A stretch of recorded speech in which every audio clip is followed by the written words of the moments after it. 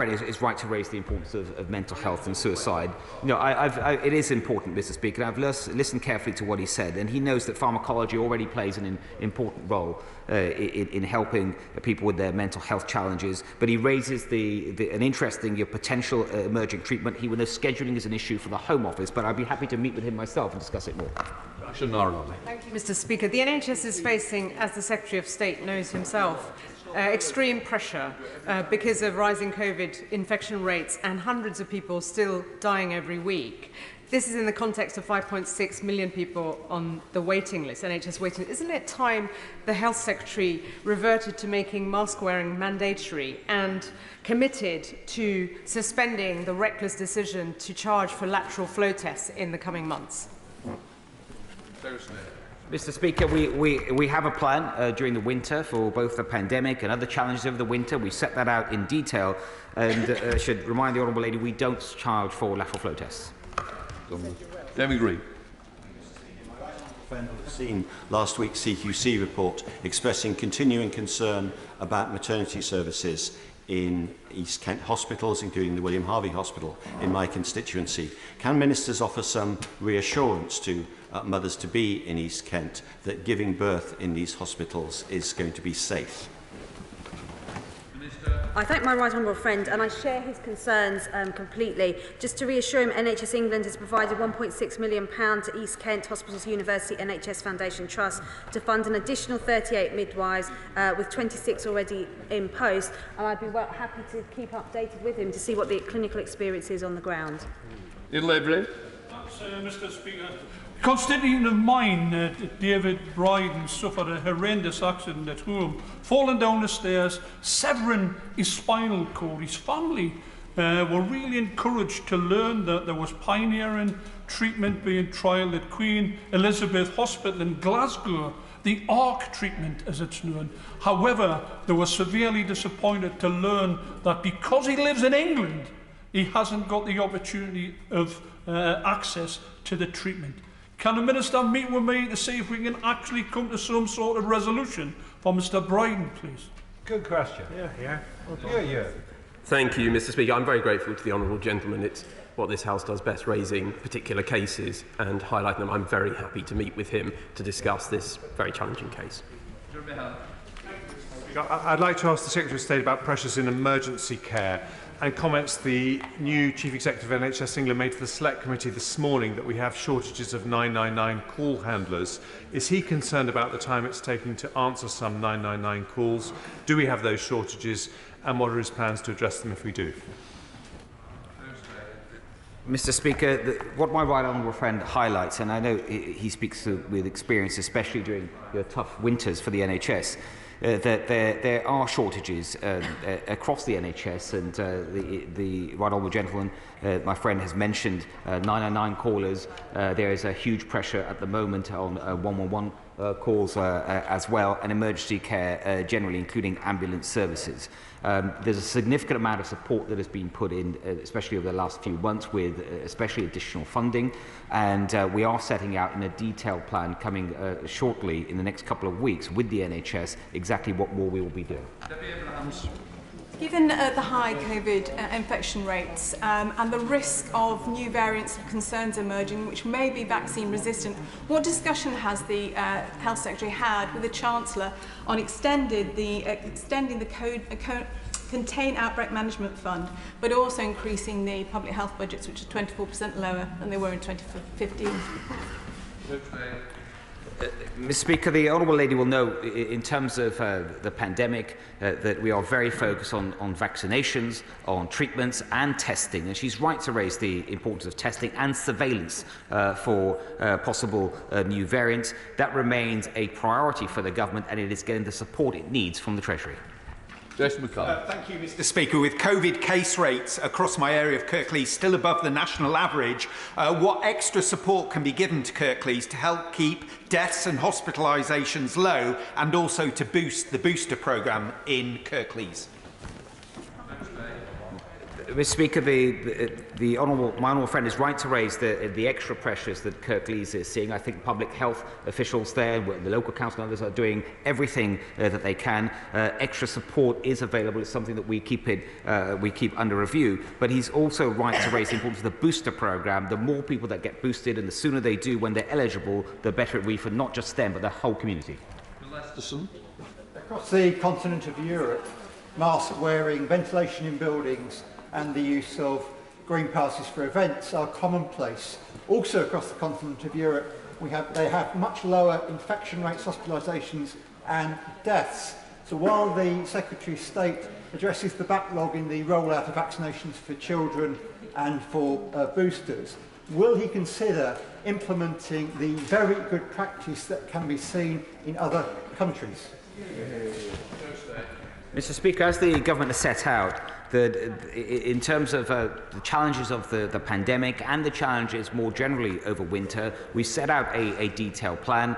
It depends very much on vaccinations and treatments and testing and surveillance, but we keep it constantly under review, and should we need to do more, there are contingencies.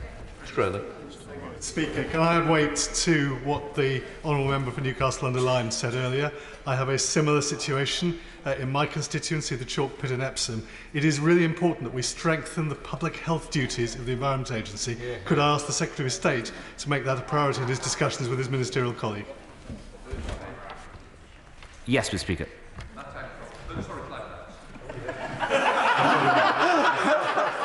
Thank you. I don't have to respond to that, Mr. Speaker, but I'll carry on. Declaring my own interest in this, can I welcome the decision of the government to give a third jab to people with compromised immune systems? There has, however, been confusion in the NHS about the difference between a booster jab and a third jab. Could I ask the Secretary of State, therefore, where in the NHS is responsibility for advising people and arranging the third jab, and what is going to be the time gap between getting a third jab and a booster as opposed to the second jab and the booster? Mr. Speaker, the honourable gentleman know that in terms of the gaps between vaccinations, especially for different people that are in different groups, that would be a decision that the government would receive advice on from the JCVI, and as soon as we get that, we will always publish that and then act on that advice. It is important, if I may, Mr. Speaker, that everyone that is invited for, whether it's a third jab if the people are immunocompromised or their third jab as a booster jab, comes forward. But also the honourable gentleman might be interested to know, for those that are immunocompromised, as he will know, not everyone can benefit from the vaccine, and there are new treatments that we are working on procuring that will help significantly. I best go on, Matang Colin. Thank you very much. Thanks for the warning, Mr. Speaker. And can I congratulate the Secretary of State and the new Vaccines Minister on the rollout of booster jabs, over 3 million administered so far. And can I attempt to strengthen their hands by asking for some of the pop-up vaccination centres like the Brent Mosque to get going with these booster jabs so that we can make sure that people in all communities have access to these much needed boosters. Yeah. Mr. Speaker, can I say that one of the reasons that our country has one of the most successful vaccination programmes in the world is because of the efforts of my right honourable friend, and I want to take this opportunity to thank him for that. And he's right to point to the importance of access for vaccines, and making that more mobile is exactly what we're doing. Question, Manira Wilson. Very much, Mr. Speaker. With teenage vaccination rates in this country lagging behind other countries, and the latest data showing 8,000 classrooms, the equivalent thereof, were empty over the last 2 weeks due to pupil absence, and schools like Hampton High in my own constituency had 11 teachers missing yesterday, yet have been advised against reintroducing masks and been told to teach 700 plus pupils outdoors. Could I ask the Secretary of State, does he think, A, that's sensible advice, and will he ramp up vaccination of teenagers, particularly over the half term next week? Mr. Speaker, we are ramping it up, and I can tell the honourable lady that to make the most of half term next week, that we will now be opening up the national booking service to all 12 and 15-year-olds to have their COVID vaccinations in existing national vaccination centres, which will offer families more flexibility. I think it is important that anyone who is invited as eligible for vaccine, including young people, that they do come forward and take up that offer. We now come to the statement. Minister Greg Hands. Oh my word. Thank you, Mr. Speaker. With your permission, I will make a statement on the net zero strategy and the heat and building strategy. But if I may, Mr. Speaker, I first want to congratulate my right honourable friend, the Business Secretary, and his wife, Harriet, on the birth of their daughter on Friday. I can report to the House that both mother and baby are healthy and doing well, as is the Secretary of State, and I'm sure the whole House will join me in offering our congratulations. Mr. Speaker, this statement is all about future generations as well, because we know that we must act now on climate change. The activities of our economies, communities and societies are changing our environment. If we don't take action now, we will continue to see the worst effects of climate change. We've already travelled a significant way down the path to net zero. Between 1990 and 2019, we grew our economy by 78% and cut our emissions by 44%, decarbonising faster than any other G7 country. Since 2010, the UK has quadrupled its renewable electricity generation and reduced carbon emissions in the power generation sector by some 70%. In the last year alone, we have published the Prime Minister's 10-point plan for a green industrial revolution, the Energy White Paper, the North Sea Transition Deal, the Industrial Decarbonisation Strategy, the Transport Decarbonisation Plan, the Hydrogen Strategy and more. And earlier this month, we unveiled a landmark commitment to decarbonise the UK's electricity system by 2035. But there's still a substantial length of road to travel. We must continue to take decisive action if we're to meet our net zero goal. And so today, I'm pleased to announce two major government initiatives, the net zero strategy and the heat and building strategy. This, Mr. Speaker, is not just an environmental transition, it represents an important economic change too, echoing even the explosion in industry and exports seen in the very first industrial revolution over 250 years ago. We will fully embrace this new green industrial revolution, helping the UK to level up as we build back better and get to the front of the global race to go green. We need to capitalise on this to ensure British industries and workers benefit. I can therefore announce that the strategy will support up to 440,000 jobs across sectors and across all parts of the UK in 2030. There will be, Mr. Speaker, more specialists in low-carbon fuels in Northern Ireland and low-carbon hydrogen in Sheffield, electric vehicle battery production in the northeast of England, engineers in Wales, green finance in London and offshore wind technicians in Scotland. This strategy will harness the power of the private sector, giving businesses and industry the certainty they need to invest and grow in the UK to make the UK home to new, ambitious projects. The policies and spending brought forward in the strategy, along with regulations, will leverage up to £90 billion of private investment by 2030, levelling up our former industrial heartlands. It also clearly highlights the steps we as a government are taking to work with industry to bring down the costs of key technologies, from electric vehicles to heat pumps, just as we did with offshore wind, which we are now the world leader in. The steps that will give the UK a competitive edge and get us to the head of that race. We have spoken often in this place, Mr. Speaker, of late of the importance of protecting consumers.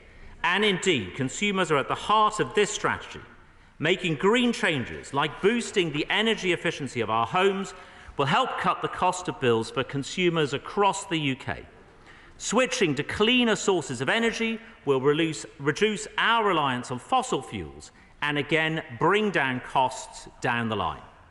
This plan is our best route to overcoming current challenges as well. The current price spikes in gas show the need to rapidly reduce our reliance on volatile imported fossil fuels. While there is a role for gas as a transition fuel, moving away from imports quickly is in the best interest of bill payers. With our ambitious set of policies, the strategy sets out how we will meet carbon budgets 4, 5 and our nationally determined contribution and puts us on the path for Carbon Budget 6 and ultimately on course for net zero by 2050. Mr. Speaker, we are now setting up the Industrial Decarbonisation and Hydrogen Revenue Support Scheme to fund these business models and enable the first commercial-scale deployment of low-carbon hydrogen production and industrial carbon capture. We have also announced that the HyNet and East Coast clusters to be Track 1 economic hubs for green jobs going forward. We previously announced, Mr. Speaker, that we'll end the sale of all new non-zero emission road vehicles from 2040 and the sale of new petrol and diesel cars from 2030. The strategy sets out that we'll also introduce a zero-emission vehicle mandate that will deliver on our 2030 commitment to end the sale of new petrol and diesel cars and vans. To increase the size of our carbon sinks, we will treble the rate at which we're planting new trees in England by the end of the Parliament. We will be a global leader in developing and deploying the green technologies of the future. The strategy announces a £1.5 billion fund to support net zero innovation projects, which provides funding for low-carbon technologies across the areas of the Prime Minister's 10-point plan.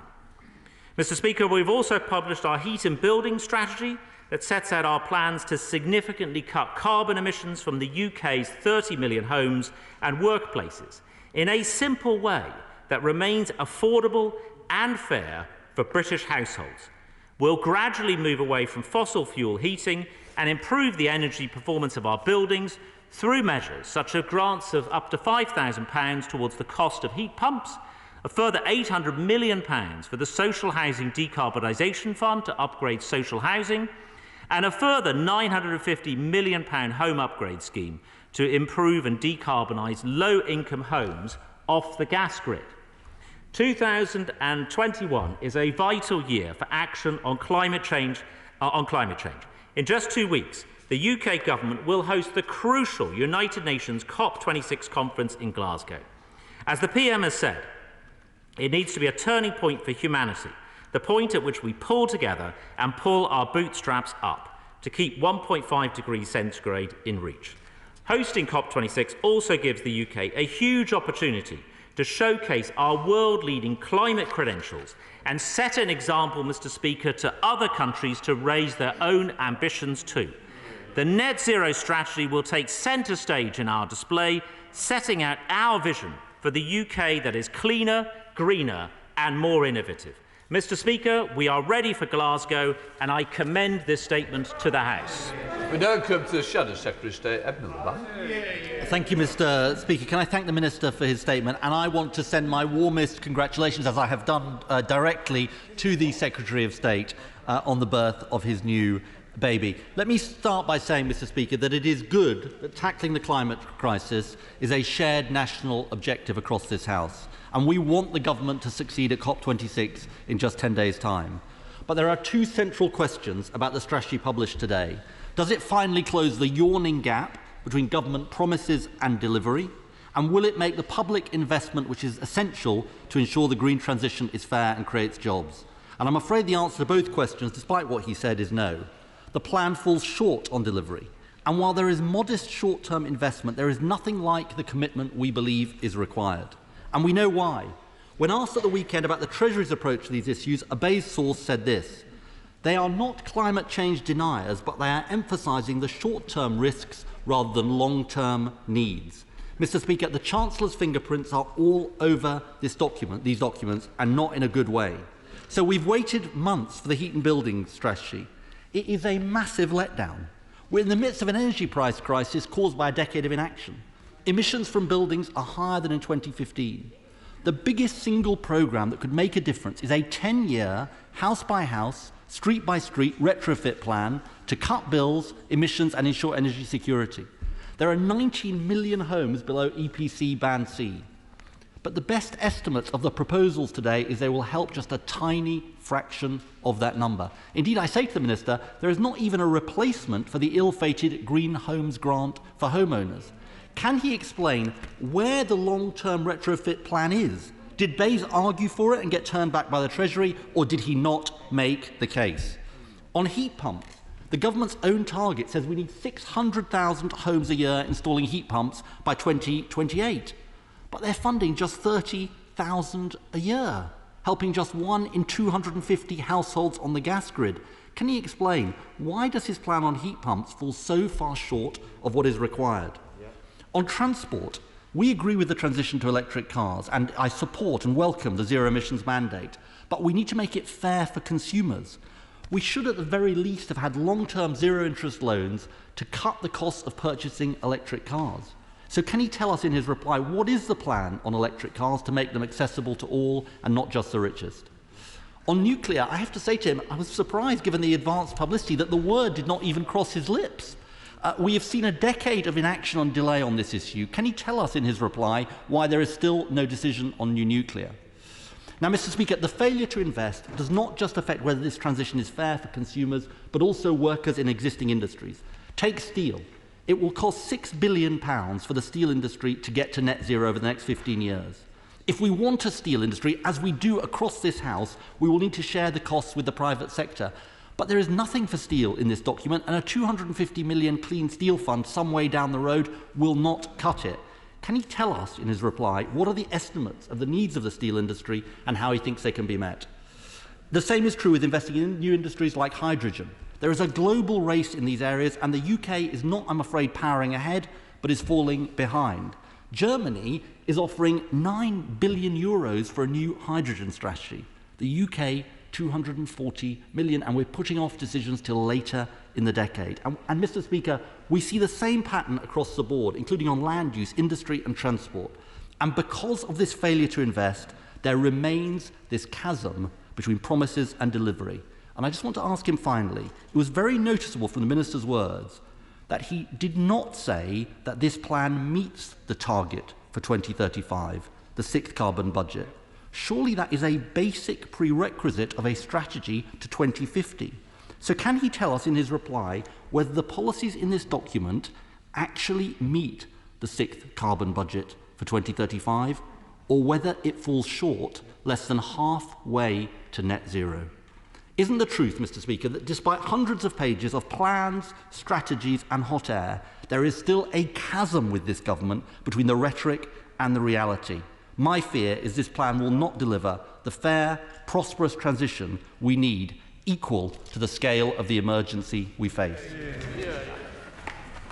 Well, Mr. Speaker, I thank him, first of all, for his warm words of congratulation to the Secretary of State, and thank him for his intention to join us in showing real leadership. And I agree with him that this should not be a particularly partisan matter. I think the UK as a whole, the country, I think, expects to see our politicians working together, particularly in the run-up to us hosting the vital COP26 conference.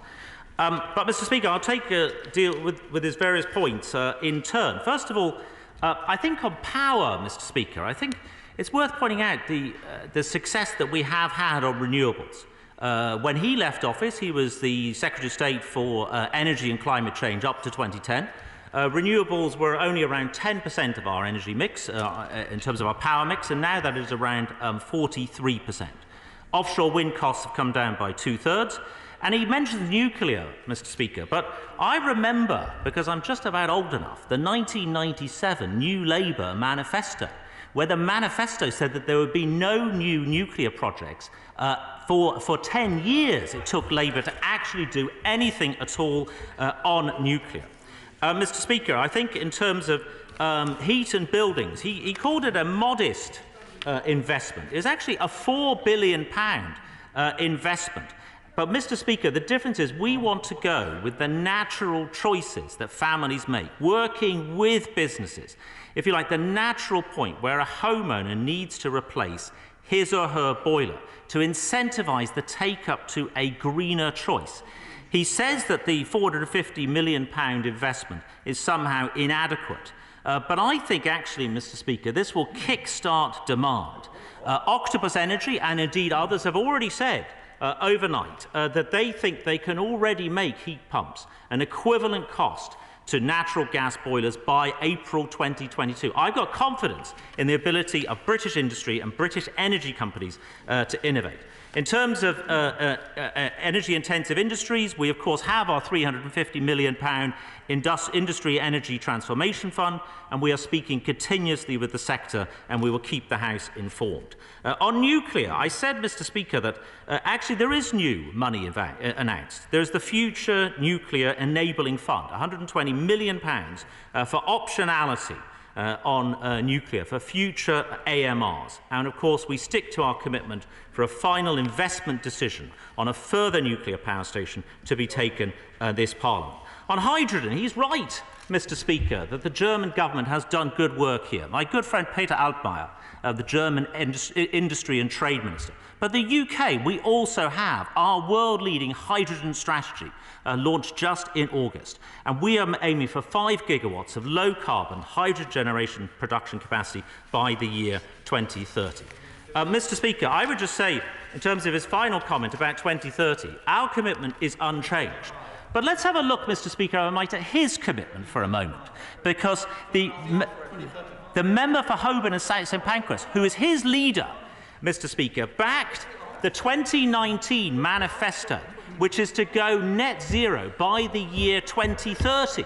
Mr. Speaker, I think that such a commitment would cripple those hard-won economic growth that we have achieved over the last 30 years with our steady approach of growing the economy, reducing emissions at the same time. Even the GMB, Mr. Speaker, has said nobody thinks 2030 is a remotely achievable deadline.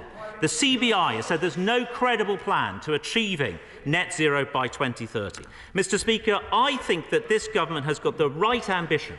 It is a transition. It is full of opportunities for jobs and low and zero carbon growth across the UK, Mr. Speaker. He should be backing it in full, Mr. Speaker, in the lead-up to Glasgow. John Redford. If heat pumps and electric cars are going to help, we need to generate all our electricity from green sources. So when is the government going to commission the very large amounts of new generating capacity we will need to make them work when the wind doesn't blow and the sun doesn't shine? Well, Mr. Speaker, I thank him for that question. Always very directly put, which I've appreciated over many, many years in this House. I've already mentioned our commitment to nuclear. I've mentioned our commitment to the gas sector as a transition fuel. Actually, at the moment, we are dependent, fortunately, when it comes to gas, largely on domestic production, Mr. Speaker. 50% of our gas usage comes from the UK continental shelf. 30% also comes from Norway. The point here, Mr. Speaker, is to ramp up our commitment to future low and zero carbon fuels. It makes sense for the environment, and it also makes sense for our economic security and for our diversification. MP spokesperson Alan Brown. Thank you, Mr. Speaker. I think the key announcement today is the fact that once again Peterhead has been betrayed. Now, all along, warm words have been paid to the Scottish cluster, but yet they've been stabbed in the back again. And can I just say to the Minister that classing the Scottish cluster as a reserve is an even bigger insult. So what representations has he had from the Scottish Secretary of State about what's happened to Peterhead? And can he confirm this is a political decision and not technical, given that the Scottish cluster ticks all the boxes and would have contributed to the hydrogen production target? And he keeps going on about nuclear. The reality is Hinkley at £23 billion is the most expensive power station in the world. Strike rate at £92.50 per megawatt hour compared to offshore wind at less than £40 per megawatt hour. So what is the capital cost in billions and billions of pounds that the government's willing to commit to that could be better spent elsewhere? What funding is coming to Scotland in the back of the announcement of the Social Housing Decarbonisation Fund and the Home Upgrade Grant schemes? And again, Mr. Speaker, if we look at Scotland around, Scotland's contributed £350 billion in oil and gas revenues over the years. Where is UK Government's match funding for the £500 million Just Transition the Scottish Government's committed to the north east of Scotland? He talks about levelling up, but his levelling up does not include Scotland. We've got the highest electricity grid charges in Europe, which puts renewable energy in Scotland at risk, and 20% more expensive south east England, which actually also affects the UK's net zero trajectory. Scottish energy consumers are now getting made to pay for their nuclear that we don't want. And as I've said, Peterhead's now been sacrificed for the Red Wall constituencies. Mr Speaker, the reality is, when it comes to Scotland, this UK government isn't helping us tackle climate change. It's a scorched earth policy instead as we head towards independence. Well, Mr Speaker, I must say, I was in Aberdeen last week and spending some significant time in Aberdeen, I didn't meet a lot of people who shared his doom and gloom approach to all things when it comes to energy. Mr Speaker, I had meetings with Oil and Gas UK, with the Robert Gordon University, Harbour Energy, CHC Helicopter, Jim Milne from Balmoral, and I found a region and a city enthusiastic about the energy transition and our North Sea transition deal earlier this year. I've already mentioned nuclear and the new funding that is available. I'm disappointed, Mr Speaker, that the SNP remains resolutely anti-nuclear. I think that they will regret that. I think the Scottish people don't agree with them. On the matter of carbon clusters, Mr Speaker, today's is the announcement for Track 1. That is not the end of the story. Far from it. We're always clear, Mr Speaker, that we would have 2 industrial clusters by the mid-2020s and 4 by 2030 at the latest. We have announced, Mr Speaker, the Acorn cluster as a reserve. It met the eligibility criteria and performed to a good standard against the evaluation criteria, and we will continue to engage with the Acorn cluster throughout Phase 2 of the sequencing process to ensure it can continue its development and planning. And we remain, Mr Speaker, absolutely committed to Track 2. But overall, Mr Speaker, the Carbon Capture and Storage Association this morning welcomed today's overall announcement as, and I quote, amazing news on carbon capture and storage. Mr Speaker, he asks about home grants. I point out one thing to him. It is, of course, a lot of these things are devolved policy areas, but he might have a word with his SNP colleagues in Edinburgh to get them to perhaps participate. They will get Barnett consequentials, but ironically, the scheme on heat pumps will be administered for England and Wales only by Ofgem out of their office in Glasgow.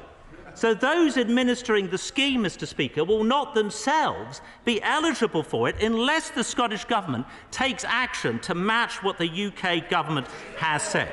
So finally, Mr Speaker, when it comes to net zero, the North Sea transition, and energy in Scotland and the move to net zero in the run-up to Glasgow, can I urge him, Mr Speaker, for once, to perhaps take a more positive approach and get with us, particularly as we prepare to host the world in Glasgow in just 2 weeks' time. Mark Harper. Thank you very much, Mr Speaker. Levelling up is very important, and it means all parts of the country, including rural parts of the country, have access to the ability to become net zero. So can I ask my honourable friend, for a constituency like mine in the Forest of Dean, where many homes are not capable of being brought up to very high levels of energy efficiency and aren't on the gas grid, what is the solution for them to make sure they can decarbonise their heat at an affordable price for those that perhaps aren't the highest of incomes?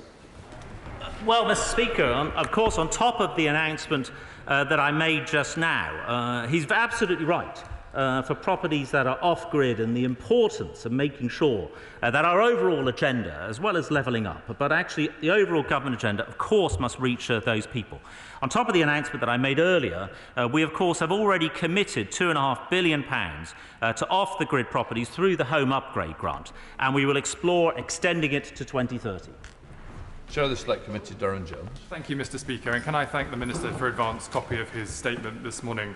People across the country will want to know whether the promises made today will actually be delivered or once again result in failure. And so can I ask the Minister to set out how the voucher schemes announced today will be delivered differently to the failed schemes of the past, such as the Green Homes Grant? Yeah, Mr Speaker, you asked a reasonable question with a rather unreasonable preamble, if I don't mind saying so. I don't think there have been failures of government policy in this area. I think actually our overall record, not just this government, Mr Speaker, but actually the country as a whole in the last 30 years to have reduced emissions so successfully whilst actually achieving economic growth, I think is a record overall of success. Of course, Mr. Speaker, we are learning from previous schemes, and we are making sure that this new scheme will go with the flow. It will be simpler, easier to administer, and we will make sure that the actual parameters will be set very, very clearly in the lead up to the launch next April. Andy Carter. Thank you very much, Mr. Speaker. And can I welcome the government's support this morning for the HyNet cluster in the northwest of England? It's a huge vote of confidence for businesses in the northwest. Does my right honourable friend agree with me that this announcement will put the northwest and the UK at the cutting edge of hydrogen technology and will help to secure thousands of jobs in the northwest and in Warrington? Well, Mr. Speaker, I completely join him in that. And of course, he is a tireless champion for his Warrington constituents. We are delighted by today's announcement. Can I just say, carbon capture, utilisation and storage is a huge opportunity for the UK. When I talk to the industry, they make really strong points about how the UK is really well suited, both geologically, geographically, economically, to make sure that carbon capture, utilisation and storage is a really, really big part of our low-carbon future. And I commend him and his support for the HyNet cluster in the northwest of England and across into North Wales. Clive Lewis. Thank you, Mr. Speaker. Mr. Speaker, there are two problems with the government's net zero strategy, net and zero. Zero because it isn't zero. We know there are sectors beyond 2050, like aviation, that we're pumping out millions of tonnes into the atmosphere, and net because we know you're relying, or they are relying, Mr. Speaker, on negative emissions technologies, which frankly are based on science fiction, of which there is no prospect of mass rollout, and we are banking on this to rescue us from the climate crisis. This is a burn now, pay later document and strategy that isn't fit for purpose. Well, Mr. Speaker, I thank you for that sort of question, I think. And I think he might be one of the proponents of the Labour Party's net zero by 2030 policy, which I'm not sure if the Shadow Secretary of State supports or not. I think it was ratified at a Labour Party conference. But can I just say to him, we've already talked about carbon capture, utilisation and storage technology. We think it is a sound-based technology where the UK will look to be a world leader in. I think in terms of the other negative emissions, the Climate Change Committee itself has said that it will not be possible for every single part of the UK economy to be net zero. That is the important use of the word net in all of this, is to make sure that we get to net zero by 2050. It doesn't have to apply across all sectors. Of course, we want it to apply for all sectors. The oil and gas sector, for example, the North Sea Transition Deal, has got a commitment itself to go net zero. But the overall thing, Mr. Speaker, is to make sure the country gets to net zero by 2050. Graham Stewart. Thank you, Mr. Speaker. Can I congratulate the Minister on today's announcements and say that we will be celebrating the decision to increase the home upgrade grant and, of course, the excellent decision to make the East Coast Cluster one of the 2 carbon capture projects nationwide in the initial stage. But does my right honourable friend agree with me that we must make sure that following the success of our offshore wind deployment, we also build industrial capability in carbon capture and storage and hydrogen so that we can be an exporting superpower in these areas in the years ahead? Well, Mr. Speaker, he and I spent many happy, productive years working together at the Department for International Trade, working together, marketing a lot of our technological breakthroughs and clean energy technology and capabilities, particularly in offshore wind. He makes an extremely strong point about CCUS. When I talk to people in the sector, that is one of the points they make most frequently, is the ability of the UK to be an early mover, to get in there quickly and to take advantage of export capabilities. I completely agree with him and commend him, Mr. Speaker, on the work that he did over quite some time as our exports minister. Nick Smith. Thank you, Mr. Speaker. The transition to net zero for the steel industry requires £6 billion investment, yet the Clean Steel Fund only provides 4% of that. Does the Minister really think that's enough? Well, Mr. Speaker, we are in constant dialogue with the steel sector, and he and I both know that under the last Labour government, if I might say, Mr. Speaker, half of steel production was lost, half of jobs were lost. We know that steel is facing pressure on a worldwide basis, and that has been the case for some years. But we are very strongly supportive of the UK steel sector. My right honourable friend, the Secretary of State, and my honourable friend, the new Minister for Steel, engage very, very frequently with the sector. We continuously speak with the sector. We'll keep the House informed. But personally, I think our £350 million Industry Energy Transformation Fund is a very, very considerable commitment to the sector. Virginia Crosby.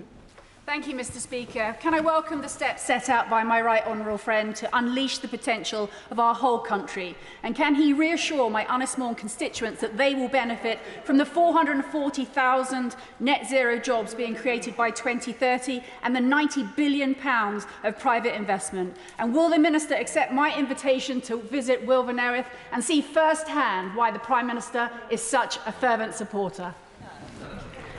Well, Mr. Speaker, I thank my honourable friend, who is a tireless advocate for Ynys Môn, particularly when it comes to the economy and particularly when it comes to jobs.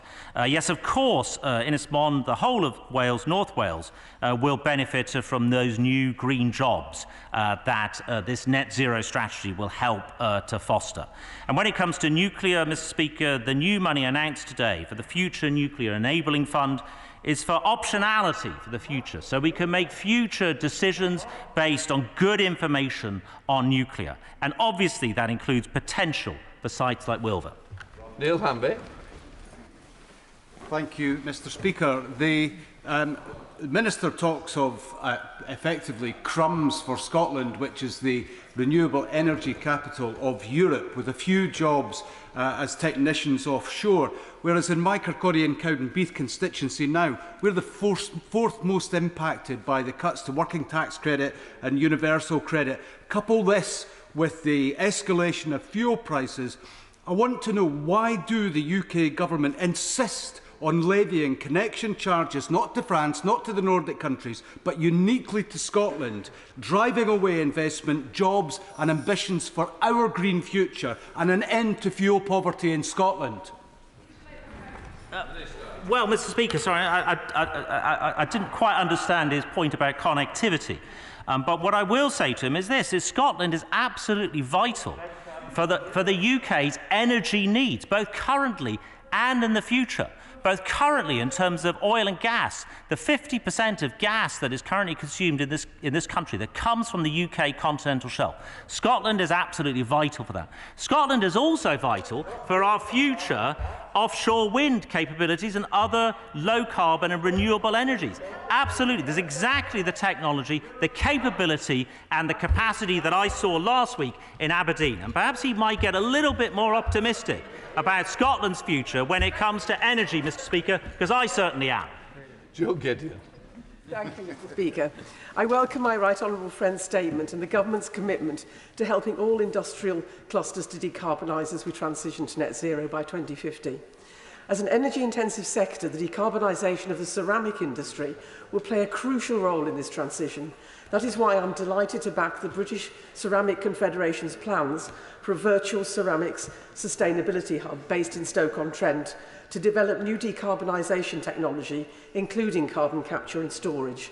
Does the Minister agree that government support is vital to help the ceramic industry decarbonise by 2050? And will he meet with me and other Stoke colleagues to discuss these ambitious plans for the creation of a virtual ceramics sustainability hub? Yeah. Well, Mr. Speaker, I thank my honourable friend for that question. I'm always ready to meet our three brilliant Conservative members of Parliament for Stoke, Mr. Speaker. I've met with them over the years on a whole host of different topics, often in relation to ceramics, with the British Ceramics Confederation as well, and I'd be delighted to meet with her. I remind her about the £350 million Industry Energy Transformation Fund, and also the fact we will be in continuous dialogue with the three MPs and with the sector, and of course I'd be very happy to meet with her and her colleagues. Thank you, Leah. Dave.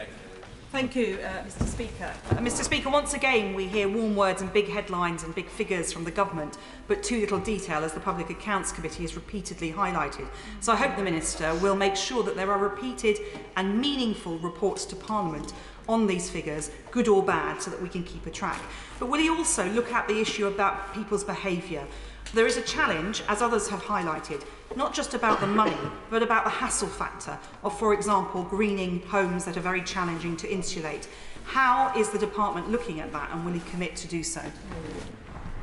Well, Mr. Speaker, I think she asks a set of very, very reasonable questions. Can I first commend her saying the government has announced big figures? Because I think her right honourable friend on the front bench seemed to think they were very small figures. But I agree with her. These are very, very big figures of government money being committed.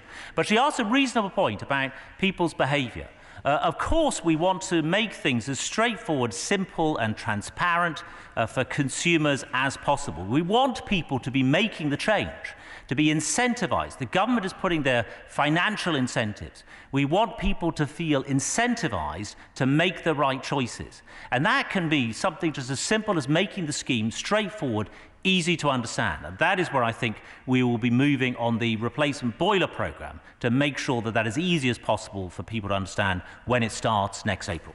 Mr. Speaker, the cost effectiveness of heat pumps is critically dependent on the cost of electricity, and there's good reason to think that the overall cost of renewables to the bill payer is still extremely high, including subsidies. So will he subject his assumptions on his heat pump strategy to a comprehensive audit of the price of renewable electricity? Well, Mr. Speaker, I know my honourable friend is absolutely tireless in his ability to and desire to get to the bottom of what lies behind government figures. Perhaps, Mr. Speaker, I might commit to meet with him, because I think, having taken on this brief 4 weeks ago, I know he takes a very strong interest in all aspects of energy and climate change. Perhaps if I agree to meet with him to discuss his concerns first, before committing to a new huge audit of anything. Thank you, Mr. Speaker. I welcome the government setting an end date for the use of gas boilers, but of course I'm switching to electricity.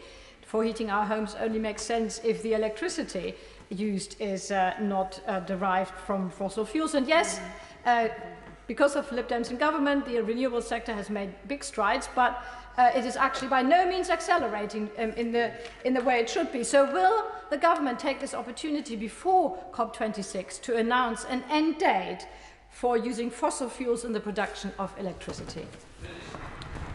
Well, Mr. Speaker, we already have, as I mentioned earlier in the statement, our commitment to a decarbonisation of our electricity system by 2035. But can I take an issue with her about renewables? Because we've had a massive amount of success, particularly since 2015, I might add. The cost of offshore wind, for example, has been reduced by 2/3 since 2015, when it was a sole Conservative government. We have the commitment as well to have a really big increase in renewables. We currently have the world's largest installed offshore wind capacity at around 10 gigawatts. We are committed, Mr. Speaker, to not resting on our laurels, but to quadrupling that in the next 10 years to 40 gigawatts. Duncan Baker. Thank you, Mr. Speaker. I think the UK government should be roundly applauded. We continue to be one of the nations in the world who decarbonise at one of the fastest rates, as the right honourable friend has said. But operational carbon is just one of the pieces of the jigsaw, and so is embodied carbon. What assessment has my right honourable friend made of regulating embodied carbon in the construction sector? Well, Mr. Speaker, my honourable friend makes a very, very good point in the importance of the construction sector. Obviously, there has to be a read across between government policies, our commitment to infrastructure, our commitment to new homes and so on. So I will happily meet with him to discuss the construction sector and its carbon footprint. But in terms of decarbonising the fastest in the G7, I thank him for his words of support. It has been a huge UK success story, particularly over the last 30 years. In, if you like, the first half of my adult life, Mr. Speaker.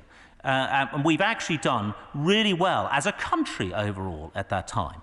I remember back in 1989 when the Green Party ran on a manifesto that you could only take action on global warming if you either froze or reduced the size of the economy. And actually, this country, with its 78% increase in the size of the economy, whilst reducing emissions by 44% in the first half of my adult life, has shown absolutely the world the way forward to reaching net zero at the end of this, well, hopefully not the end of my second half of my adult life, Mr. Speaker, but for the second half of my adult life to come. Thank you.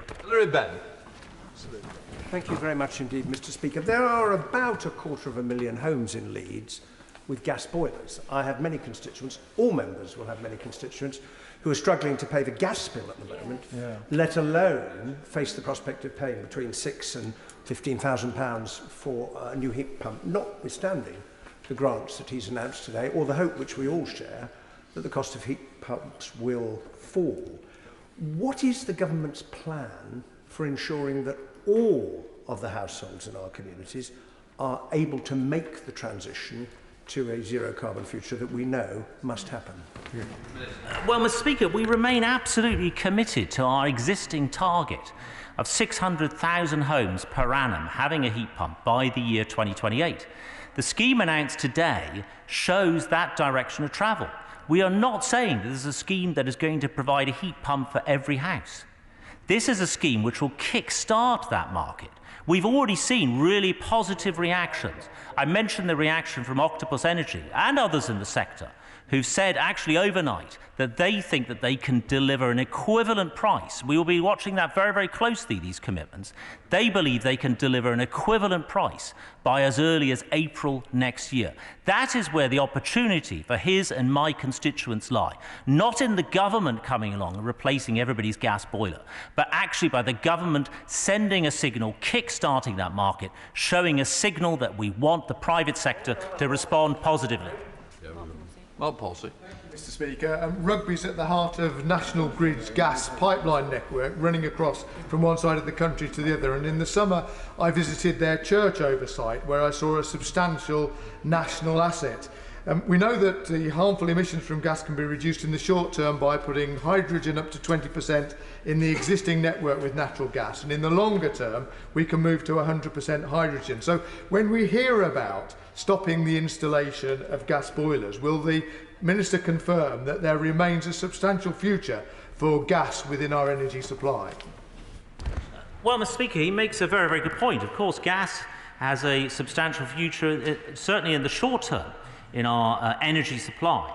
50% of our gas at the moment is coming from the UK continental shelf. It's very, very important for us, notwithstanding high international wholesale gas prices. The Climate Change Committee itself has said that it is not inconsistent with net zero for there to be a contribution from the oil and gas sector even in 2050.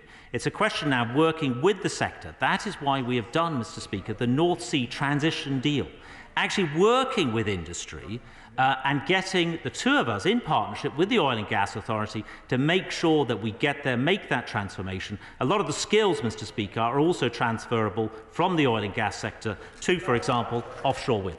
Alex Cunningham.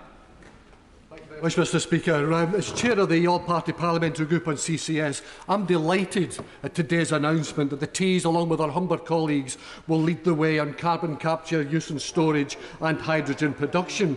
We've had several false starts in the past with the government withdrawing funding, so I hope this time we're going to get it over the line. But what I would say to the Minister, how will he ensure that it's Teesside workers that will get the jobs and the skills to develop these new industries, and that the people of Teesside get a real dividend from it? Well, Mr. Speaker, I welcome his warm congratulation for that decision, and perhaps he might have a word with some more of his colleagues on the benches near him. But I think in terms of, he makes a very, very good point about Teesside, and we will be working very closely with Teesside members of Parliament, and we'll also be working very closely with the Teesside Mayor, Ben Houchin. I had an excellent conversation with him just a couple of weeks ago about this, making sure that the skills base in Teesside improves, continues to be trained to make sure they can meet the challenges of the future, of the low-carbon future. I was incredibly impressed when I was up Teesside in Hartlepool just a few weeks ago, seeing the new investment being put into cabling, for example, by offshore wind. But the company, they were absolutely adamant they had the good skills there, but we still have to keep working on improving those skills as we go forward. David Jones. Speaker, I welcome this statement from the Minister and the strategy itself. In the strategy, it says 80% of fossil-fuelled heated off-grid homes could accommodate a low-temperature heating system. The potential to benefit the most fuel-poor homes is enormous, and many of them will be in my constituency. And the Minister is right to mention the development and the affordability of heating the unit itself as things progress. However, to fit one of these, you need to insulate your home well, you need to increase the size of your radiators, you may even need to actually increase the supply of energy to your home, as I found out in my own case. So can the Minister give careful thought to the upfront costs that face a fuel-poor home when it comes to fitting one of these units and all the other costs that make that home the home that they deserve? Mr. Speaker, I think he makes some excellent points. His constituency, having spent part of my childhood in Cornwall, I thought where I lived was pretty far from here, but his constituency is yet further. So I know some of the challenges facing his St Ives constituents, but he makes some very, very good points. That is why we want to be keeping the system, the scheme, as simple, as straightforward, as transparent, as easy to understand as possible. But the points he makes about insulation and energy efficiency within homes are well met, and I'll continue to talk with him and other Cornish MPs and others from other parts of the country so affected, Mr. Speaker, as we move forward. Thank you, Mr. Speaker. The northeast of Scotland is the home of the offshore industry and the obvious location for a carbon capture project. Indeed, it was years ago when the Tories pulled the plug on the CCS competitions before Peterhead won through then. But it is clear the UK government has put holding seats in the red wall of northern England ahead of saving jobs and in Aberdeen and the northeast. So how can the government say it is delivering a just transition if the Tories put pork barrel politics ahead of supporting the ideal location for CCUS at St Fergus? Well, Mr. Speaker, look, I get tired of the sort of politics of division that we hear from the SNP all the time. These politics of pitting Scotland, in this case, against the north of England. We are a government for the whole of the United Kingdom. And I deeply regret her language on her accusation that we have somehow put the north of England privileged position relative to others. We have been absolutely clear, Mr. Speaker, that track one, that there would be 2 industrial clusters by the mid-2020s, at least 2, and 4 by 2030 at the latest. We have the Acorn cluster as a reserve. As I said earlier, met the eligibility criteria, performed to a good standard, and we will continue to engage with the sector so that it can continue its development and planning. Derek Thomas, it must be David doing that. Mr. Speaker, on behalf of Cornwall, shall I say, actually on behalf of my constituency, Banff and Buchan, I'll get to that in a second, but can I thank the right honourable, my right honourable friend, first of all, for his visit to Aberdeen last week, where he expressed this government's support, ongoing support, continuous support for the oil and gas sector, and the valuable role it plays in the energy transition we need to take to net zero. That North Sea transition deal, of course, includes carbon capture and storage. And far be it from me to correct the honourable gentleman from Kilmarnock, but his honourable friend from Edinburgh got it right. It's St Fergus, not Peterhead. But isn't it entirely predictable from the members opposite? They've been practising this script since before the bids even came in. They're gleefully declaring betrayal. But can my right honourable friend, given the fact that this government has already expended £31 million in the Scottish cluster, will he meet with me to discuss what plans this government has to help the Scottish cluster develop and plan as a reserve, but certainly in the next track of negotiations? Well, Mr. Speaker, of course I will meet with my honourable friend to discuss this. And I thank him as well for taking a strong interest in my visit to Aberdeen last week. He's right that it was an oil and gas sector in transition, welcoming the North Sea transition deal, that wants to work closely with the government, with the OGA, with Oil and Gas UK, and so on, in continuing to make a massive contribution to Scotland, to the whole of the United Kingdom, and so on. As I say, on carbon capture, utilisation and storage, this is not the end of the story. We do need to make a decision and make progress, but as I say, that the acorn is the first reserve, and of course, when you look at the rest of our policy, there is potential to expand our commitment yet further in advance of 2030. Thank you, Mr. Speaker. To deliver a target of 600,000 new heat pumps by 2028 needs a significant resource. Otherwise, only the very well-off can afford both the cost of the heat pump and the cost of the additional insulation that most of our homes would need to make them cost-effective. And many, as the member for St Ives have mentioned, will need additional power supplies. So will the government extend its ambition and link the programme for adequate insulation, adequate funding for heat pumps together and be sufficient so that more than just the very well-off can afford to deliver according to the government strategy?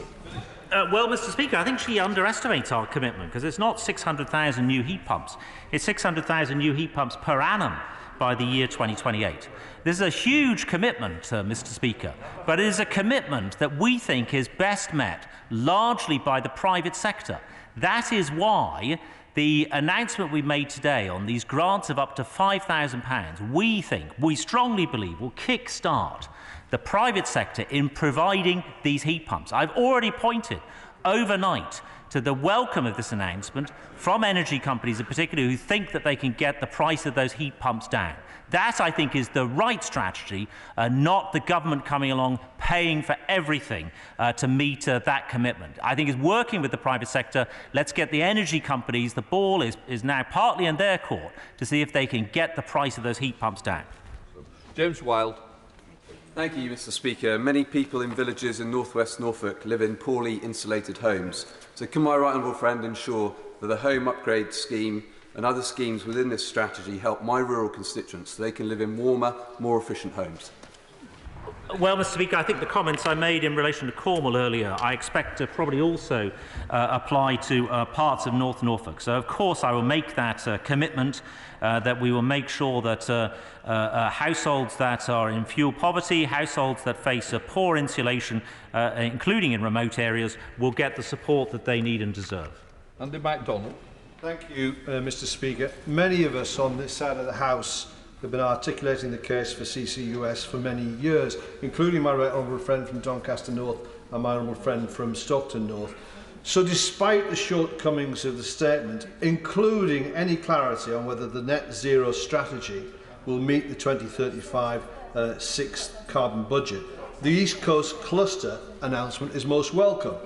But will the Minister ensure that the collective voice of working people through their trade unions is heard and that all stakeholders, including Ben Ouchin, the Mayor, parts company with his anti-trade union rhetoric and works in an inclusive and cooperative manner to ensure that the economic and employment opportunities are fully delivered for working people in my Middlesbrough constituency and across Teesside? Well, Mr. Speaker, I absolutely agree with him on working with workforces. You know, the commitment to net zero, the country getting to net zero, is a huge countrywide endeavour that we must carry everybody with us. But could I perhaps suggest that he might have a word with the trade unions? Because the trade unions have been extremely critical of Labour's official policy, which is to get to net zero by 2030. As I said, the GMB said that nobody thinks 2030 is a remotely achievable deadline. Another said it would be a huge upheaval, leading to job losses as well in the industry. So I agree with what he has to say, but perhaps he might have a word with his front bench as well. Richard Fuller. Thank you, Mr. Speaker. The transition to net zero emboldens politicians to use ambitious rhetoric, but to cross their fingers that the reality of implementation will be as planned. And that's because, as my honourable friend knows, he's dealing with tremendous amounts of uncertainty. The chosen technologies may not work or may be superseded. Anticipated unit cost reductions may not be achieved, and the first mover advantage may result in heavy costs, but illusory or temporary sources of competitive advantage. So can my honourable friend advise me what he and his department are doing to correctly, or to calibrate correctly, the extent of the use of taxpayers' money, the extent of additional levies on business, and the additional burdens on households in achievement of his strategy? Well, Mr. Speaker, I have to, as a former Chief Secretary of the Treasury, you can imagine I take a strong and ongoing interest in exactly that sort of question. And of course, we at Bayes, with Treasury and the whole of government, have those discussions all of the time to make sure that the plan here is both achievable, it is affordable, and it will be realised for making us to meet all of those targets that we have set ourselves. But in terms of, I'm looking forward to perhaps interacting with my honourable friend with any sort of specific concerns he may have going forward, but his question and those points raised are the sort of thing that's very much on our minds. Roberts. £450 million for heat pumps across England and Wales is a good thing, obviously. But it's set to benefit only 0.3% of Welsh households, while the Future Generations Commissioner calculates that the cost of decarbonising Wales's housing stock stands at £14.75 billion. Treasury has resisted every step on the road to COP26. Our economy, our environment and our communities need Treasury funding to step up to the mark to lead with transformational investment. That will give the private sector confidence. How confident is he this news will reach us within the next 10 days? Well, Mr. Speaker, there's a very substantial amount of government money going into the heat and building strategy, I think in the region of £4 billion. But I will correct her as well. This impression that the heat pump scheme that we've introduced, the idea that kick-starts the market and gets the private sector providing solutions. I've already said, Mr. Speaker, we've already seen, Mr. Deputy Speaker, we've already seen a really good response from the private sector to the signals that we are showing. And that is exactly right. That is where the solutions for questions like home heating will lie, principally in the private sector. Thank you, Mr. Deputy Speaker. Further to the points made by my honourable friend for Stoke-on-Trent Central earlier, the ceramic sector in Stoke-on-Trent has faced significant energy price volatility recently, and the sector does want to transition, but it can't do it on its own whilst continuing to be competitive internationally. So will my right honourable friend ensure that we have our fair share of the additional R&D investment that this government is committed to investing in the UK? Mr. Speaker, I am absolutely committed to that, and my Bayes colleagues who look after R&D are absolutely committed to making sure that British ceramics are not sold short when it comes to R&D commitment. We have a huge commitment to the sector overall, which he will know from many years of our working together, particularly on trade issues as they affected the ceramic sector, trying to break down those trade barriers, not only to make sure our industry flourishes here in the UK, but its exports do as well. And I commend the work that he and all of the Stoke Conservative MPs have been making for the sector for some years now. Rachel Maskell. Thank you, Mr. Deputy Speaker. Missing from the plan is the retrofit skills strategy. And City of York Council have got over 6,000 backlog in maintenance and retrofit jobs to do. How does the Minister expect those skills to come forward? How will they be trained? And why has he left it so late to upskill the workforce? Well, I agree with some of the points he's making, Mr. Deputy Speaker, about the importance of skills, but I don't think it's us delivering a message late. This government's commitment to skills, if necessary reskilling, has been absolutely clear. And that's right the way across the government, and the very close work being done together by Bayes and DFE. And I see it in so many sectors. I'm going to mention again my visit to Aberdeen last week. I appreciate it's some distance from her constituency, but for the sector there to be able to reskill a lot of people from offshore oil and gas to be offshore wind. It's that kind of thing that we need to see on a transition and a long-term basis. Exactly this idea of making sure that our skills for tomorrow can retrain and reclassify people from today's skills. That's absolutely part of our commitment. Gavin Newlands. Thank you very much, Mr Deputy Speaker. He talks of ending the sale of petrol and diesel cars by 2030. To do so, we'll need drivers to switch to zero-emission vehicles over the next decade. But despite the upfront cost of electric cars still being significantly higher, the financial incentives to switch continue to be diluted. But I do welcome the Shadow Secretary's support for the SNP Scottish Government's interest-free loan scheme for new and used zero-emission cars. But the Government's zero-emission vehicle mandate won't even be legislated on until 2024. Nearly half the decade will be behind us when the mandate comes in. Why is the Government moving this policy forward in first gear? Well, I disagree with Mr Speaker, but the transport section in the net zero strategy is very comprehensive on this, very extensive on how we get more people to switch to electric vehicles. I think in terms of some of the details, then I'd invite him to ask my right honourable friend, the Secretary of State for Transport, who leads on this, at the next transport question time. Craig Betts. Thank you, Mr Deputy Speaker. The other week, Lord Deeban, the Chair of the Climate Change Committee, speaking at the Housing Committee and Local Government Select Committee, indicated that if we're going to hit the committee's targets, then local government has an incredibly important role to play in the retrofitting of existing homes, the building of new homes, local planning policies and local transport policies. Isn't it therefore disappointing not one single mention of the role of local government in the Minister's announcement today? What has he got to say about that? Well, Mr Speaker, I'll refer him to the annex of the net zero strategy, which sets out in some detail our response to Lord Deeban's report and annual report earlier this year. I think you will find in the annex a lot of the sort of good mentions of local government that he has been looking for. McCarthy. The ZEV mandate is welcome, although, as the SNP member said, the government does need to get a move on. But the government has been cutting plug-in grants year on year, and there are now reports that the Chancellor wants to axe them all together. So what in this strategy will actually help make EV purchase more affordable for the average consumer?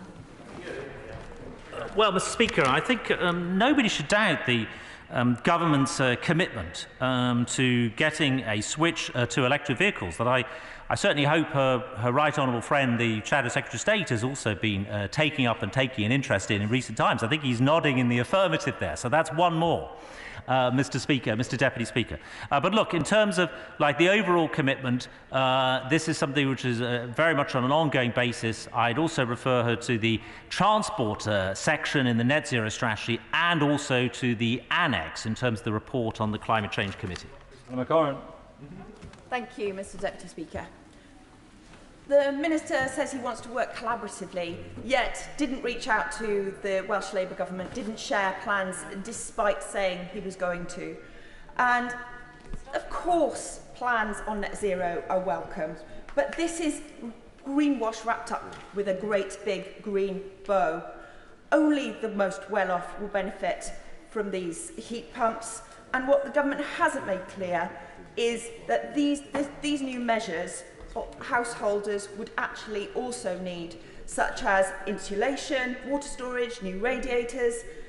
The government are still also building truly awful, inefficient homes. So when is this government going to step up and really take the action that is needed to meet the zero carbon commitment? Well, Mr Speaker, I packed a lot into that question, but let me come back on 2 points. First of all, we have shared an advance copy with the Welsh Government, and I spoke to the Welsh Government Minister yesterday on this very topic. Second point, that only the well-off will benefit. Well, look, our target is 600,000 homes per annum. That'll reach down very far into homes in this country.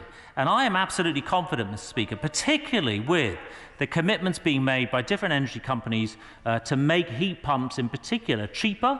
As I mentioned earlier, the commitment from one of them overnight to make a heat pump an equivalent price to a gas boiler. I think that gives rise to good optimism, Mr Speaker, on the affordability of this new technology moving forward. Mr Deputy Speaker, that we move to warm homes fuelled by heat pumps is welcome, but warm words are not enough. What guarantee can the Minister give that the government will use taxpayers' money to invest in heat pumps made in Britain, creating jobs here in Britain, supporting British business. Well, Mr. Speaker, I mean, part of the announcement is an announcement of taxpayers' money exactly for this sector. And in terms of the technology, my understanding is the UK is a real leader in heat pump technology. But if he wants me to commit to becoming a sort of a protectionist nirvana for the future of the UK in this sector, absolutely not. You know, we need to make sure that we are an open market. We need to be exporting our technology. A lot of my colleagues earlier were asking about export opportunities. It's difficult to have export opportunities if you're closing down imports at the same time. So, Mr. Deputy Speaker, I would say yes, there's key British technology there. We need to make sure that it's affordable for consumers as well, and actually taking advantage of export opportunities for a lot of this key technology going forward. Clive Efford. Mr. Deputy Speaker, I would have expected to hear more from the Minister about partnership with local government in his statement. Up and down the country, local authorities are trying to innovate and to pilot schemes to decarbonise homes. My own local authority is investigating the possibility of using green open space to have a district ground source heat pump scheme that would engage with the private homes in the area. And that is engaging with the private sector as well. So what is the Minister going to do to go forwards? Because without local government, his strategy is not going to work. So what is he going to do further to engage local government going forwards? Well, Mr. Speaker, I welcome his approach. Actually, as I said earlier, it's going to need all of us working together. It's going to need central government. It's going to need some of our key city mayors, regional mayors. It's going to need the devolved administrations. It's going to need businesses. It's going to need local government as well, and others, all working together to be able to get to net zero. So I would be delighted to work with the local government sector. I know my right honourable friend, the Secretary of State for Local Government and for Levelling Up, it takes a very, very keen interest in this agenda, and I'm sure we will be working together to make sure that local government plays a really important, crucial role in getting to net zero by 2050. Geraint Davis. Mr. Speaker, the Minister knows that steel made in Wales and the rest of the UK is half as carbon intensive as undercutting steel from China, and moreover that our carbon footprint, whilst low on production at 4.8 tonnes per person, it compares with 8 tonnes, a much bigger carbon footprint on consumption, because we now subcontract a lot of our manufacturing. So will he look very carefully and pursue a carbon border tax so that we can play on an even playing field, we can support local jobs in manufacturing and steel, and help to basically tackle climate change? And will he proceed and announce that and suggest that at COP26? Well, Mr. Speaker, I thank you for that question. First of all, the chair designate of COP26 says that CBAMs won't be part of the discussions at COP26. Secondly, what I would say is the UK is watching that debate very, very closely. We're looking at the European Union proposal.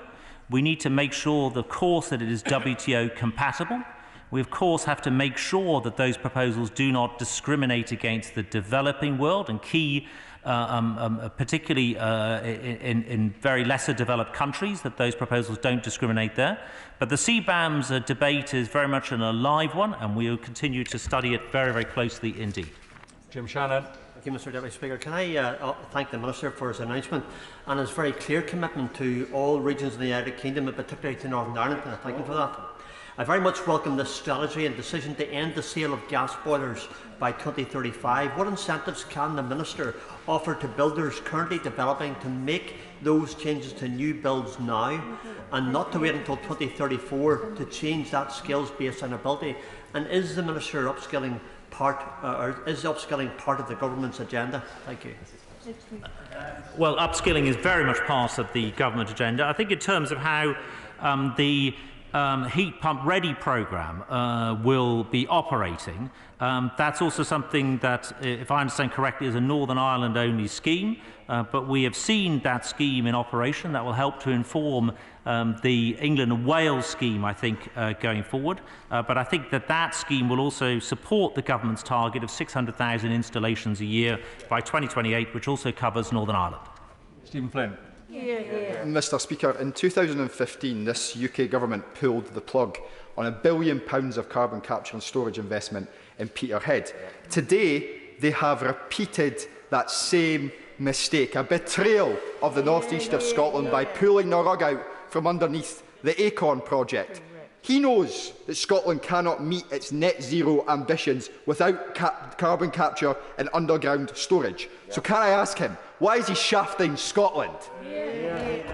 Well, Mr Speaker, he might have been here at the beginning of the statement. Actually, I think it is common practice, if you wish to participate in a statement, to be here at the beginning. So, because of the fact he wasn't here at the beginning, Mr Speaker, he missed the fact that I explained the basis behind the decision. The government policy has always been clear that there'll be 2 industrial clusters by the mid-2020s, but 4 by 2030 at the latest. We've announced the Acorn cluster as a reserve. I praised the scheme for meeting the eligibility criteria, and it performed to a good standard against the evaluation criteria, and we remain absolutely committed to track 2 going forward. I'd like to thank the Minister for his statement and answering questions for over an hour, and I don't like the use of the word that you used, Mr Flynn. We talked about kinder, gentler politics, and that certainly wasn't it. Point of order, Mr. On a point of order, Mr Deputy Speaker, for many months we have awaited 3 key climate strategies that were promised before COP26. The heat and building strategy, the net zero strategy, and the final Treasury net zero review. The statement which has just concluded covered 2 of those strategies, but it didn't touch upon in any way the third, namely the Treasury net zero review.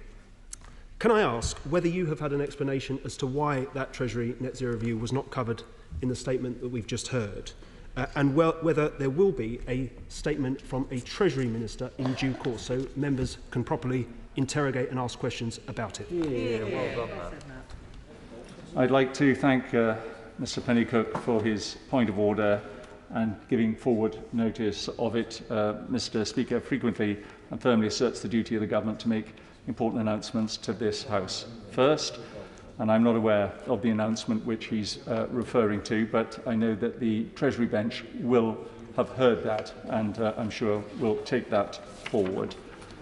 We're now coming to the presentation of bills. Karen Bradley.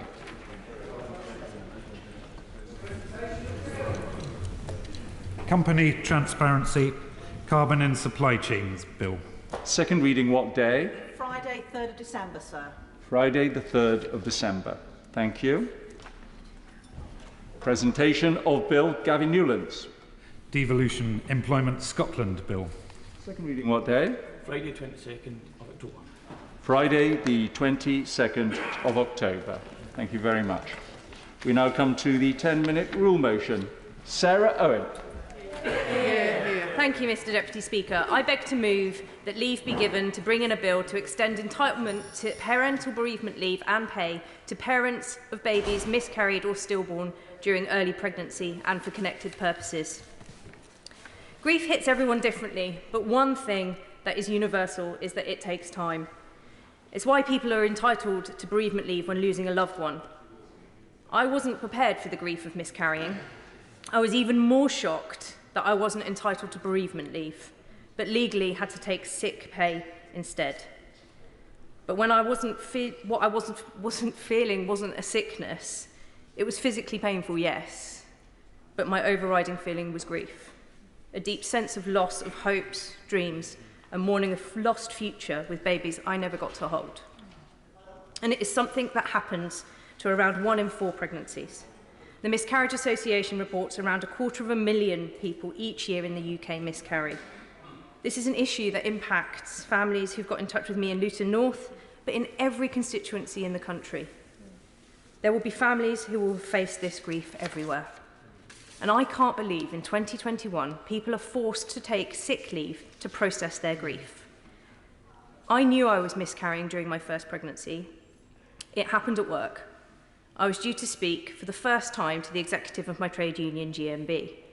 Now, protecting and improving workers' rights is something I've actively campaigned on for most of my adult life. So it was odd that when it came to my own rights at work, I was less vocal than normal, but grief can rob people of their normal selves. Rather than speaking out and saying what I knew was happening to my body at the time, the telltale tummy cramps and spotting, I stayed where I was, Googled nearby ultrasound clinics under the table and booked myself in for a scan in my lunch break. I sat there devastated, knowing that there was nothing I could do to stop a miscarriage this early in pregnancy. At the same time, just not wanting to believe that it was happening. I focused on my report, answered the questions thrown at me. To be honest, I knocked it out of the park. No one would have known that I was having a miscarriage at the same time.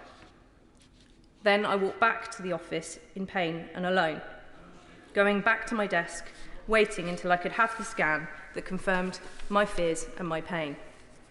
Important initiatives like Baby Loss Awareness Week and improved coverage in the media with celebrities and my friends, the brave member for Sheffield Hallam and the member for Streatham bravely sharing their personal experiences, as well as the member for Lanark and Hamilton East and the member for South West Surrey in his work on the APPG for baby loss, are changing the conversation.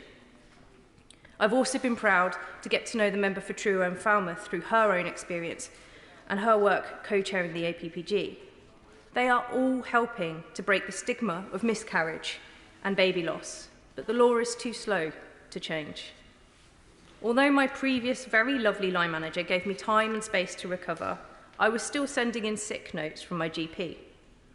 Yet a few days after the physical pain had subsided, I wasn't ill anymore, I was grieving. All the classic signs: I couldn't eat, I couldn't sleep. I really didn't hold much hope that life would ever get brighter. It took time and the support of good people around me. Having to explain to my male boss why the first periods following miscarriage triggered grief during a public disagreement wasn't ideal, but on the whole, my previous employer and wonderful colleagues supported me throughout. And I can't imagine going through all of that without a supportive employer. Yet thousands of women in this country do, and that is why the law must change. And I believe public opinion is with us. Every baby loss awareness debate in this place, there is a great deal of agreement across the political divide. And the call to extend bereavement leave to people who miscarry in early pregnancy has cross-party support, including from a former health secretary, and I'm grateful to the member for Strangford for adding his support to the bill, and the charity SANS for their support too. But I know that bills like this do not get far without government support, and I'd be grateful if ministers could meet with me on this. We've been waiting for an employment bill since 2019. My proposal today would be an ideal strengthening of people's rights at work in any future employment bill. We shouldn't have to wait any longer to make this change. There are companies and employers proving it's already possible. Some offering bereavement leave to their staff already, and I'd like to thank the school where my partner was teaching at the time, who were incredibly supportive during our miscarriages and allowing him the time to grieve as well. Small business owners have got in touch to say they've amended their compassionate leave policies following personal experiences with miscarriage. It's also reported that Reddit in the US offers up to 8.5 weeks bereavement leave following miscarriage. But it is something all people who experience miscarriage should be entitled to, not just some. And although it was one of the first and rightly celebrated, the bereavement leave for miscarriage in New Zealand is just 3 days. We've seen over there the change that a Labour government and governments led by women can make to people's lives. But with respect to our friends in New Zealand, I believe we can do better in this country and go further for the parents who experience miscarriage.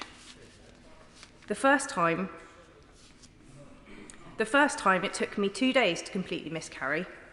The second time, I carried the little ones around with me for nearly a week until I went under general anaesthetic to have them removed. And I am so grateful to the team at St Mary's Day Surgery, which included my wonderful and super talented friend Helgi Johansson, for taking care of me that day. During the time I found out the twins had no heartbeats and going to hospital, I tried to work. It really was not the smartest thing I've ever done. But I pushed on until a heavily pregnant woman joined a meeting. Again, I did the meeting, and I was staring at her lovely round belly, knowing that mine would not grow like that time. And I am ever grateful that one day it did, and we are so lucky to have our wonderful rainbow baby. But no woman should feel compelled to stay at home or stay in work. They should have the space and choice about how to grieve. This small change won't stop people miscarrying, but it could make the world of difference. These are just a handful of the messages from people saying what a difference it could make. One woman wrote to me to say, "I was asked to go back to work the day after my miscarriage by a well-known global corporation. I took some sick days, but went back after 3 days. It was horrendous." Another wrote, "With every miscarriage, my employer expected me to carry on as if nothing had happened, when what I really needed was to grieve and heal." And another woman said, "This will make immeasurable difference to many women like me, especially for women in ununionised workplaces." She went on to say, "We aren't sick. It needs to be recognised differently." And for me, that last point really rings true, because being forced to take sick leave wrongly reinforces a woman's feeling that her body has failed her, or that it's somehow her fault. For thousands of women, sadly, miscarriage is part of pregnancy, just as death is part of life. The law urgently needs to catch up with society to allow everyone, who is that 1 in 4, the time to grieve and heal. Miscarriage can be physically painful, but it isn't an illness, and it's time the law stopped treating it like one, and that's why I commend this bill to the House. Yeah. I have been given no indication that anybody is seeking to oppose this bill, and I see none, so I'll pose the question. The question is that the honourable member have leave to bring in the bill. As many as that opinion say aye. Or the contrary, no. I think the ayes have it. The ayes have it. Who will prepare and bring in the bill? Jeremy Hunt, Olivia Blake, Belle Ribeiro Addy, Jim Shannon, Taiwo Orotemi, Alex Davies-Jones and myself, Mr Deputy Speaker. Sarah Owen.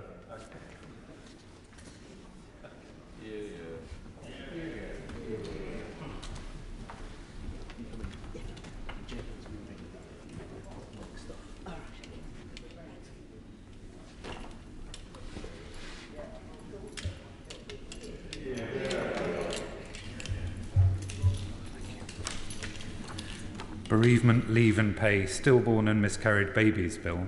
Second reading what day? 25th February 2022. 25th of February 2022. Thank you very much.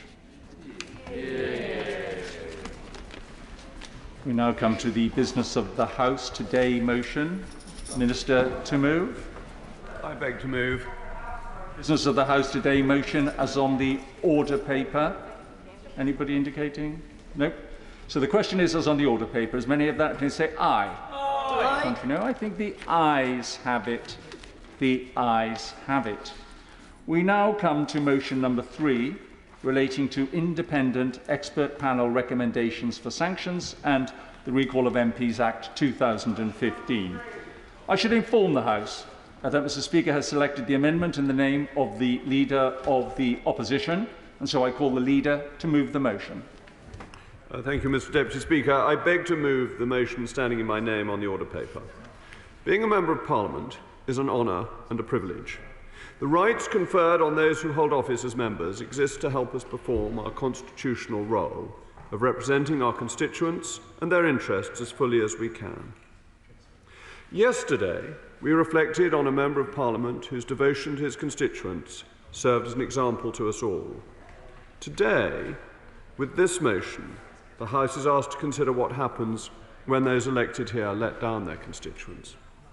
As members of this House, we have all a shared duty to ensure that Parliament is a safe and positive place of work. In recent years, we have taken important steps to put in place suitable support and protection for all members of our community. Progress is being made in achieving culture change in Westminster. The elements of the Independent Complaints and Grievance Scheme, including the Behaviour Code and the Independent Expert Panel put in place so far, have begun to make a real difference. As honourable members will know, when the Independent Expert Panel was established, it was felt that recall would be an unsuitable consequence in ICGS cases. This was a decision that the House took in establishing the IEP in June 2020, and after taking into account the views of the ICGS Staff Working Group.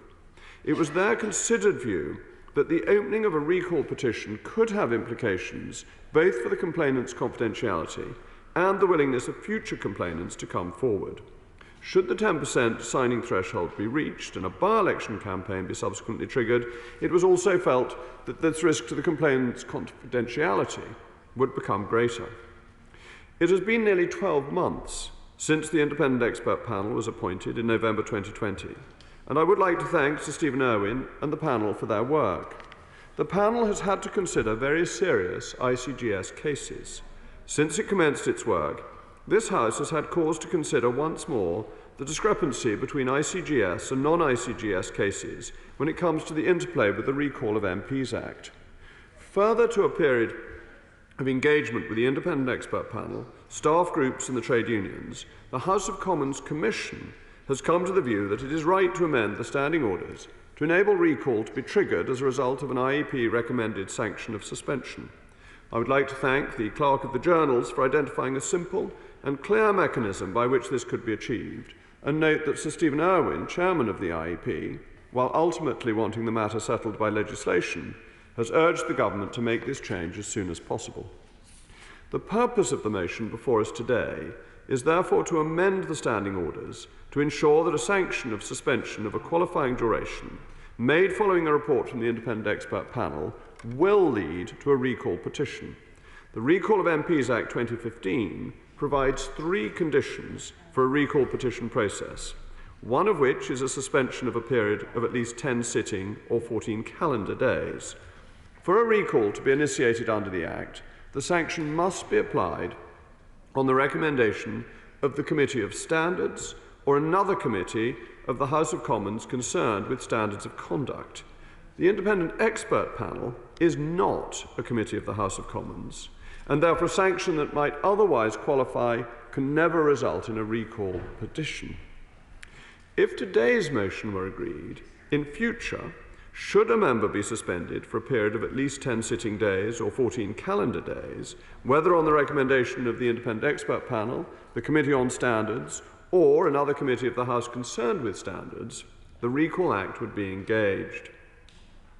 Turning to the amendment in the name of the Leader of the Opposition, the Chairman of the IEP has said that he is seriously concerned by the proposal retrospectively to apply these standing order changes. I will go through his concerns in turn, as I think it is important for the House to understand them and take them into account given the panel's independence. First, the amendment would offend against the principle that a sanction properly determined by the IEP should be final. Second, it would offend against the principle that there should be no retrospective imposition of a sanction which was not available at the time when a given case was determined by the IEP. It is also worth noting that expulsion was an option available to the IEP at the time, which it chose not to take. Third, and perhaps most important, it impinges on the independence of the IEP, since if implemented, it would amount to a political decision affecting the sanction in an individual case. In establishing the independent expert panel, the House recognised the importance of ensuring the panel's independence. The existing arrangements were put in place to protect the determinations of the panel from debate before the vote on a resolution. The amendment before us today, in effect, risks drawing the House into a debate on the substance of the IEP's May 2021 report and whether recall is an appropriate sanction in this case. It is wrong in principle, as Sir Stephen explains in letters placed in the library by the IEP, for a properly determined sanction to be altered by any other route than a proper appeal or to be made retrospective. But it would also set a very problematic precedent. It would mean the House was taking a decision directly affecting a sanction determined by the IEP. The effect here would be to increase a sanction. But once a change has been permitted, what is to prevent the House making a change so as to reduce a sanction properly determined by the IEP? This debate is not and should not be about the merits of an individual case. While I do not dispute that in severe cases it is right that a sanction of qualifying duration should lead to a recall petition, it is not right that the House reconsider the effect of a suspension which was previously agreed forthwith and accordingly served. Moreover, we must keep the experience of the complainant in mind. To change the way in which the IEP works now risks reducing confidence in the process. Such a change would not be a fair one on the complainant, arguably engaged with the process on the understanding that, at the time, it would not result in a recall petition being opened. I therefore urge the Honourable Lady, the Shadow Leader, to withdraw this amendment, which would undermine the independence of the panel.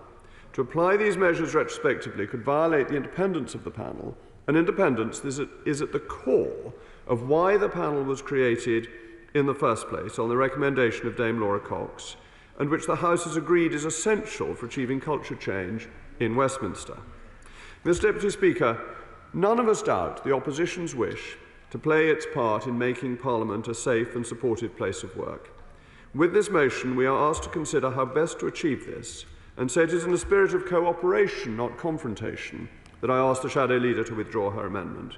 What we need to see is parity in the effect of sanctions, which, irrespective of their origins, will lead to a recall petition. As Sir Stephen has made clear, this will build confidence in the system, and it is on that basis that I commend the motion to the House.